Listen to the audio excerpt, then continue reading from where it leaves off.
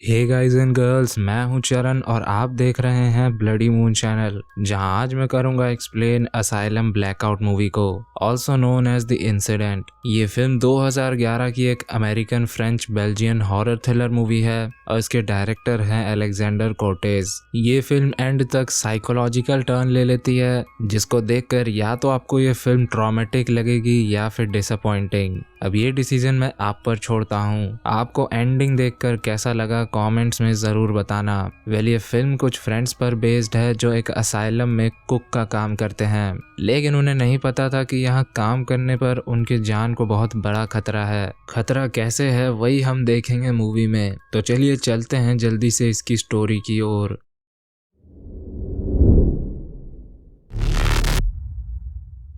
तो कहानी बेस्ड है ईयर 1989 में, जहां वॉशिंगटन के सैंस असाइलम नाम के पागल खाने में तीन दोस्त जॉर्ज, मैक्स और रिकी वहां के कैदियों के लिए खाना बनाने का काम करते हैं। इन तीनों का एक म्यूजिक बैंड भी है जिसको सक्सेसफुल बनाना इनका सपना है, और उसी सपने को पूरा करने के लिए इन्हें ये काम करना पड़ रहा है। लेकिन इनका ये सपना बिल्कुल भी पूरा होता हुआ नहीं दिख रहा। खैर, उस पर बाद में आएंगे, फिलहाल कहानी शुरू करते हैं। मूवी के शुरू में हम देखते हैं जॉर्ज और मैक्स को, जो बस अपने काम खत्म करके निकलने ही वाले थे। जॉर्ज अगले दिन के लिए मीट काट रहा था, और ऐसा करते हुए वो मैक्स से बात भी कर रहा था, जिससे उसका ध्यान भटका और उसकी उंगली में कट लग गया। हाथ तो उसने धो लिया लेकिन मीट नहीं धोया। खैर, इसके बाद वो दोनों स्टूडियो में पहुंचे अपना म्यूजिक रिकॉर्ड करने, लेकिन वहां इनका तीसरा पार्टनर रिकी नहीं आया, जिसका काम है ड्रम बजाने का। वो काम मैक्स को करना पड़ रहा था, इसलिए उसे गुस्सा भी आ रहा था, और ये बंदा बहुत शॉर्ट टेम्पर्ड है। गुस्सा तो इसके नाक पे रहता है। रिकी के ना आने के कारण उन्हें 45 मिनट पहले ही जाना पड़ रहा है, लेकिन स्टूडियो का भाड़ा तो पूरे टाइम का ही देना पड़ेगा।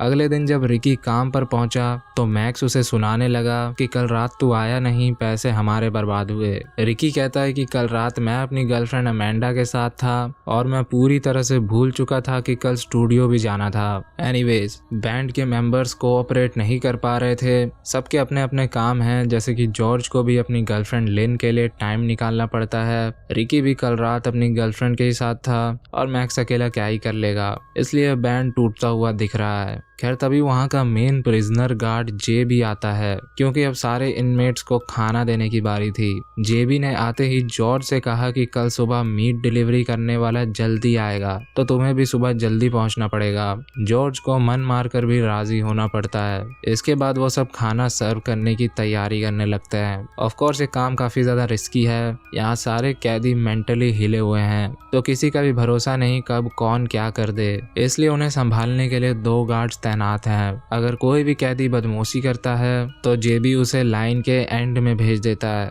ज्यादातर कैदी उनको दिए जाने वाले पिल्स के नशे में ही होते हैं, इसलिए वो ज्यादा पंगे खड़े नहीं कर पाते। और यहाँ जब हम व्यूवर्स पहली बार किचन से बाहर का सीन या फिर कैदियों को देखते हैं, तो हमें सिर्फ किचन के अंदर का पर्सपेक्टिव, यानी जॉर्ज और उसके कोवर्कर्स का पॉइंट ऑफ व्यू दिखाया जाता है, जिससे हमारे मन में थोड़ी और सेंस ऑफ फियर या सस्पेंस पैदा होती है, जो कि स्टोरी को और ज़्यादा थ्रिलिंग बनाती जाती है। खैर, वहाँ जितने भी कैदी थे सब खाना लेते हुए जॉर्ज को थैंक यू कहते हैं, और उनके नज़र में जॉर्ज उनके लिए खतरा नहीं है। लेकिन मौका पाने पर ये किसी को भी नहीं देखेंगे। वहाँ एक बंदा हरकत करने की कोशिश करता है, तो जेबी उसे उसकी सबक दे देता है। इनमें एक पीट नाम का भी कैदी था जो बिल्कुल भी डोमिनेंट नहीं था, और उसकी जॉर्ज से बढ़िया बनती थी। उनमें से एक कैदी हैरी जॉर्ज को बड़े ही सन की निगाहों से देख रहा था, जैसे जॉर्ज ने ही उसे यहाँ कैद किया हो। खैर, आज रात उनके बैंड का एक शो था, जिसके लिए जॉर्ज रेडी होकर निकल जाता है, और शो खत्म होने के बाद तीनों अपना अपना कट लेकर चल देते हैं। अब अगले दिन जॉर्ज को जल्दी जाना था, इसलिए उसे सुबह जल्दी उठना पड़ा, जिससे उसकी नींद पूरी नहीं हो पाई। उसके निकलते समय काफी बारिश हो रही थी, और रेडियो में बताया जा रहा था कि कल तक मौसम खराब रहेगी, मतलब बारिश तूफान जारी रहेगी। जॉर्ज जब वहां पहुंचा तब हम देख पाए कि वहां के ज्यादातर डोर्स या तो पासकोड या फिर कार्ड से खुलते हैं, और दोनों ही बिना बिजली के काम नहीं करेंगे। खैर, डिलीवरी वाला मीट लेकर वहां पहुंच चुका था, और वहां की लिफ्ट के लिए भी चाबी लगती है। यहाँ हम असाइलम के और गार्ड्स को भी देख पाए, जिसमें है वेंडल, टिम, ऑसवर्ल्ड, और फ्रंट डेस्क पर एक लेडी थी जेनिफर।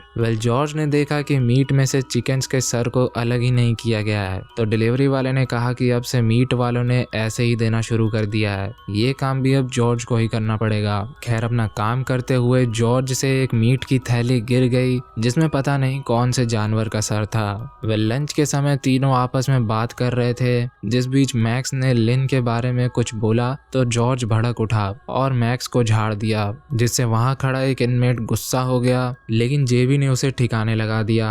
मैक्स ने उसे शांत किया ही था कि जॉर्ज ने देखा कि हैरी के कहने पर एक कैदी ने अपने पिल्स थूक दिए और तभी अचानक ही हैरी जॉर्ज के सामने आ गया और फिर से उसे ताड़ने लगा। जॉर्ज फिर से गुस्से में ग्लास पर मारने लगा, जिससे हैरी घंटा नहीं डरा। उसे लगा उसकी नींद पूरी नहीं हुई है, इसलिए वो ऐसा बिहेव कर रहा है। सबको खाना देने के बाद मैक्स ने कहा कि तू सो ले भाई, आज रात का खाना तेरा भाई बना देगा। जॉर्ज पेंट्री में तकिया डालकर सो गया। इसके बाद हम वेंडल को देखते हैं जो दो कैदियों को उनके सेल तक लेकर जा रहा था। जिस बीच पूरे असाइलम की पावर आउट हो गई। वो उनसे चुपचाप चलते रहने को कहता है, लेकिन वो दोनों मौका पाते ही वेंडल पर झपट पड़ते हैं। कुछ देर बाद मैक्स और रिकी जॉर्ज को उठाकर उसे मामला बताते हैं कि लाइट जाने के बाद उन्हें बाहर से एक धमाके की आवाज आई। उनके पास एक पावर सप्लाई बैकअप तो है, लेकिन वो काम नहीं कर रहा और साथ ही ऑटोमेटेड डोर्स भी काम नहीं करेंगे अगर पावर नहीं होगी तो। यहाँ के सिस्टम और मैनेजमेंट पर सरकार ज्यादा ध्यान नहीं देती, इसलिए इस जगह के ये हाल हैं। इतने सारे प्रिजनर्स और उनको संभालने के लिए सिर्फ 4 guards. I mean bro come on. एक और चीज की दरवाजे खुले बिना ये लोग बाहर जा नहीं सकते, तो जब तक लाइट आएगी नहीं ये लोग यहीं फंस चुके हैं। खैर जेबी कुछ कैदियों को कैफेटेरिया में ले आया था, लेकिन अब उन्हें भी वापस उनके सेल्स में भेजना पड़ेगा क्योंकि अंधेरे में वो खाना खिलाने का जोखिम नहीं उठा सकते। यहाँ जेबी ने बोला कि हम पावर कंपनी को बाद में बुलाएंगे, पहले हमें इनमेट्स को उनके सेल्स में ले जाना होगा, नहीं तो दिक्कत हो सकती है। इस काम में उसे उनकी मदद चाहिए थी, जिसके लिए मैक्स और रिकी ने तो साफ मना कर दिया, लेकिन उनका कोवर्कर विलियम ये काम करने को राजी था और जेबी ने जॉर्ज को भी समझा दिया कि वो लोग तुझे जानते होंगे और वो तुझे नुकसान नहीं पहुंचाएंगे, इसलिए तू भी चल। और ना चाहते हुए भी जॉर्ज को जाना पड़ा। जेबी ने उन्हें अच्छी तरह उनका काम समझा दिया और फिर तीनों बाहर चल दिए। उनके जाते ही इन दोनों ने खुद को किचन में बंद कर लिया। उन दोनों को बाहर देखकर इनमेट्स जेबी से बहसबाजी करने लगे, लेकिन जेबी ने उनसे कहा कि तुम्हें तुम्हारा खाना तुम्हारे सेल्स में मिलेगा। इसके बाद जेबी ने हॉल बी वालों को ले जाने का काम दिया जॉर्ज और विलियम को। यहाँ बिल्डिंग के दूसरे तरफ फंसे गार्ड्स लाइट आने का इंतजार कर रहे थे, लेकिन लाइट से पहले वहाँ वो 2 इनमेट्स आ गए जिन्होंने वेंडल का गेम किया था। उन दोनों ने उन तीनों पर जानलेवा हमला कर दिया। यहाँ सारे कैदी को उनके सेल्स में डालने के बाद जॉर्ज और विलियम ने देखा कि एक सेल का दरवाजा अपने आप खुला और उसमें से एक नंगा बंदा बाहर निकलकर कॉरिडोर में भागने लगा। उसने उन पर हमला भी किया, लेकिन विलियम ने मामला संभाल लिया और दोनों ने मिलकर उसे उसके सेल में बंद कर दिया। वो दोनों अब भी कंफ्यूज थे कि साला इसका सेल अपने आप खुला कैसे। खैर अपना काम पूरा करके वो लौटे तो देखे कि कैफेटेरिया से जेबी और सारे इनमेट्स गायब थे। तभी उन्हें कैफेटेरिया के बाहर से कुछ आवाज आती है और वो जल्दी से जाते हैं किचन में, जहां उन्हें मैक्स और रिकी तो नहीं दिखे, लेकिन एक कैदी दिखा जो गैस स्टोव पर चढ़कर एक कंटेनर में हल्का हो लिया और फिर गैस चालू कर दिया। फिर वो एक क्लीवर लेकर उनके पास आया, उन्हें डराया और वहां से चल दिया। खैर उन्होंने जल्दी से दरवाजा बंद करके उसे ब्लॉक किया और तभी उन्हें पेंट्री से आवाजें आई। वो दोनों नाइफ लेकर पेंट्री की तरफ बढ़े, लेकिन वहां तो सिर्फ मैक्स और रिकी थे। रिकी बहुत ज्यादा डर चुका था, वो पेंट्री से बाहर बिल्कुल भी नहीं जाना चाहता था, लेकिन उन्हें जाना पड़ेगा क्योंकि सारे इनमेट्स अपने सेल्स से बाहर आ चुके थे, जिनमें से कुछ किचन में घुसने की कोशिश कर रहे थे। जेबी जिन कैदियों को ले जा रहा था उन्होंने उसे मार दिया और उससे चाबियां लेकर सबके सेल्स को खोल दिया। वेल यहाँ रिकी खुद को अकेला पेंट्री में बंद कर लेता है और बाकी तीनों किचन में से बाहर का सीन देख रहे थे। सारे कैदी किचन का ग्लास तोड़ने में लगे थे क्योंकि उन्हें खाना चाहिए था। ग्लास तो वो बहुत मजबूत था, लेकिन उसका फ्रेम उसे होल्ड नहीं कर पाया और वो लोग ग्लास गिराकर किचन में घुस आए। अब खाने का सबसे ज्यादा सामान उन्हें सिर्फ एक ही जगह से मिल सकता था और वो था पेंट्री, जो अंदर से लॉक्ड था, और उसी को तोड़ने में सब व्यस्त हो गए, जिससे रिकी की हालत सुस्त हो गई। इस मौके का फायदा उठाकर वो तीनों बाहर भाग लिए। किचन के जस्ट जस्ट बाहर किसी की लाश पड़ी थी जिसकी उंगलियां टेढ़ी हो रखी थी। ये मैंने क्यों बताया वो आपको आगे पता चलेगा। वेल आगे रास्ते में उन्हें जेबी की बिना सर वाली लाश भी दिख गई और आगे जाकर उन्हें जमीन पर दवाइयां पड़ी हुई मिली। इसके बाद वो फिर से भागे, लेकिन एक डोर ने उनका रास्ता रोक लिया क्योंकि पावर के बिना दरवाजे खुलेंगे नहीं, जैसा कि आपको पता ही है। अब यहाँ से वो लोग जेबी के ऑफिस जाने का सोचते हैं क्योंकि वहाँ उन्हें एक फोन मिल सकता है जो कि उनके बहुत काम आएगा। वो लोग वहाँ के लिए बढ़ते हैं, लेकिन रास्ते में उन्हें कुछ इनमेट्स दिखते हैं जिनसे छुपने के लिए वो एक सेल में घुस जाते हैं। वो जानते थे कि जब इनमेट्स दवाई के नशे में होते हैं तो ज़ॉम्बीज की तरह बिहेव करते हैं। जो सामने मार के काट देने लायक दिखता है उसे मार देते हैं, लेकिन उन्हें चकमा दिया जा सकता है शांत रहकर। जॉर्ज ने देखा था कि हैरी ने दूसरे कैदी से कहकर उसे पिल्स नहीं लेने दिए और इससे जॉर्ज को लग रहा था कि कैदियों के द्वारा किए गए इस दंगे का लीडर हैरी ही है जो उन्हें इनके खिलाफ भड़का रहा है। खैर बाहर निकलते ही सामने वाले सेल से एक बुढ़ा निकला और खाना कब मिलेगा पूछकर अंदर चला गया। खैर जेबी के ऑफिस के रास्ते में उनके सामने से एक कैदी गुजरा जिसने उन्हें नहीं देखा। इसके बाद वो ऑफिस तक पहुंचे जहां ऑलरेडी एक नर्स था। ऑफिस में घुसते ही जॉर्ज ने उससे पूछा कि तुमने पुलिस को या किसी को बुलाया कि नहीं, लेकिन वो कुछ जवाब ही नहीं दे रहा था। उल्टा उसने जॉर्ज पर फोन फेंककर उसका नाक तोड़ दिया। फिर मैक्स ने उसको तोड़ दिया। इसके बाद जॉर्ज ने टूटे फोन से जैसे तैसे पुलिस को फोन मिलाया और सामने से जवाब आया कि उन्हें वहां पहुंचने में कम से कम 1 घंटा लग जाएगा।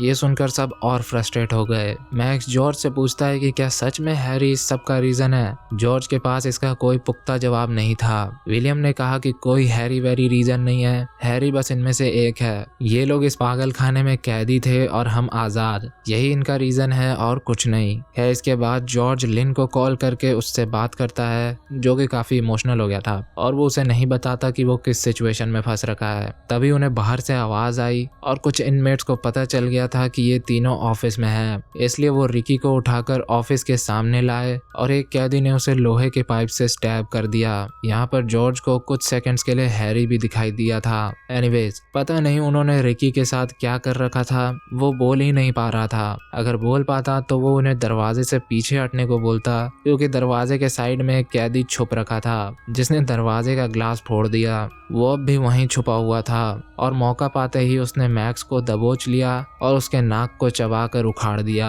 मैक्स की वो दोनों पट्टी कर पाते उससे पहले ही वहां और कैदी घुस जाते हैं, लेकिन दोनों मिलकर उन्हें मार गिराने में कामयाब हो जाते हैं। फिर वो तीनों पहुंचते हैं बिल्डिंग के दूसरे साइड, वही फ्रंट डेस्क के पास जहां सबसे ज्यादा कैदी थे, लेकिन उनमें से कोई उन्हें नोटिस नहीं कर रहा था क्योंकि वो चुपचाप आगे बढ़ते जा रहे थे। लेकिन तभी जॉर्ज को कुछ ऐसा दिखा जिसे देखकर वो बहुत चक्का रह गया और तभी कैदियों ने उन्हें देख लिया और जॉर्ज को एक ने नॉक कर दिया और विलियम मैक्स को वहीं छोड़ अपनी जान बचाकर भाग गया। कुछ देर बाद हम जॉर्ज को किचन में बंधा हुआ देखते हैं और वो होश में आते ही खुद के सामने हैरी को पाता है। हैरी उसके मुंह में पता नहीं क्या देखता है और फिर वो वहां से चला जाता है। इसके बाद 2 इनमेट्स मैक्स को लाते हैं और उसे गैस स्टोव पर रखकर गैस ऑन करके उसे जिंदा ही जला देते हैं। जॉर्ज और हम व्यूअर्स के लिए ये सीन बहुत ज्यादा डिस्टर्बिंग था। कुछ देर बाद वहां पीट आता है जो जॉर्ज की तेल मालिश करके उसकी चमड़ी छील रहा था, लेकिन जॉर्ज उसे बातों में उलझा लेता है और उसे हैरी को खोजने को कहता है। पीट को हैरी को खोजते हुए किचन के बाहर एक लाश दिखती है,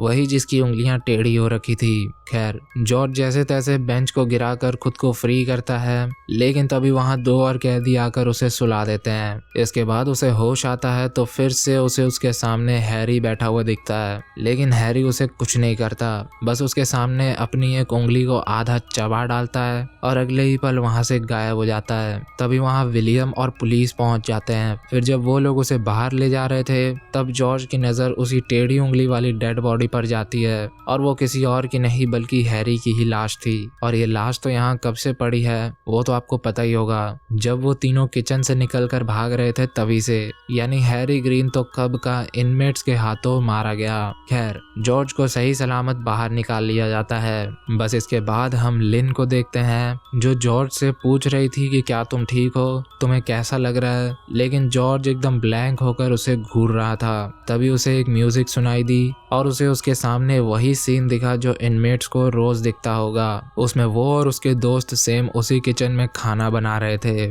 मैक्स मीट काटने की जगह अपनी उंगलियां काट रहा था। फिर जॉर्ज ने फ्रीजर का दरवाजा खोला तो वहां उसे वही इनमेट्स दिखे और फिर से लाइट चली गई। उन्हें देखते ही वो चिल्लाने लगा कि वो अंदर आ गए, वो अंदर आ गए, और यहीं पर यह फिल्म खत्म हो गई।